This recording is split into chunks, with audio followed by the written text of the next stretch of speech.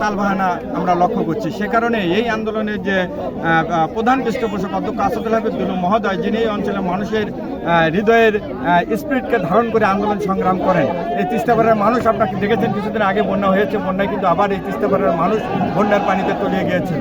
আমরা চাই সরকার যে প্রতিশ্রুতি দিয়েছে সেই প্রতিশ্রুতি তারা রক্ষা করবে এবং জানুয়ারির মধ্যেই এই তিস্তার মেগা প্রকল্প বাস্তবায়নের কাজ শুরু করবে, এটাই আমাদের প্রত্যাশা।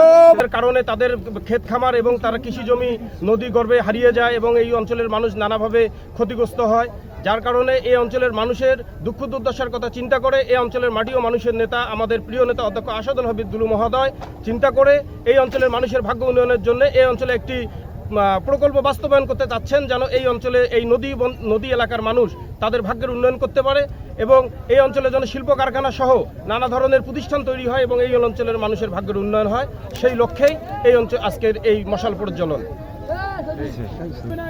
ধন্যবাদ ভাইকে। আমরা তিস্তা নদীর আন্দোলনের প্রধান সমন্বয়ক অধ্যক্ষ আসাদুল হাবিব দুলু মহোদয়ের নেতৃত্বে আজকে এই মশাল মিছিল অনুষ্ঠিত হয়েছে, আমরা যোগদান করেছি। আমাদের উদ্দেশ্য একটাই হচ্ছে যে তিস্তা মেঘা পরিকল্পনা বাস্তবায়নের দাবিতে সাধারণ জনগণ আমরা এই তিস্তা নদী রক্ষা আন্দোলন অংশগ্রহণ করেছি।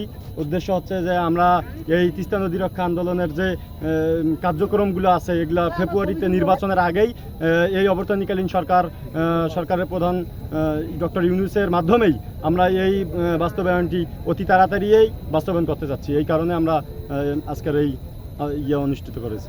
এই প্রচলনের উদ্দেশ্য সেটা হলো এই তিস্তাপাড়ার মানুষের যে ভোগান্তি, নদী ভাঙ্গন এবং বন্যার সময় মানুষের যে একটা ক্লান্তি, এই ক্লান্তি দ্রুত দূরীকরণ করার জন্য আমরা এই অধ্যক্ষ আসাদুল হাবিব দুলু স্যার এই আন্দোলনে ডাক দিয়েছে, মশাল প্রজ্বলন আন্দোলন। এই আন্দোলনের মাধ্যমে অন্তর্বর্তী সরকারকে আমরা জানতে চাই যে আমাদের এই ভোগান্তিকে দ্রুত শেষ করেন এবং নির্বাচনের আগেই এই মেগা পরিকল্পনাকে বাস্তবায়ন করেন, এটাই আমাদের অঙ্গীকার।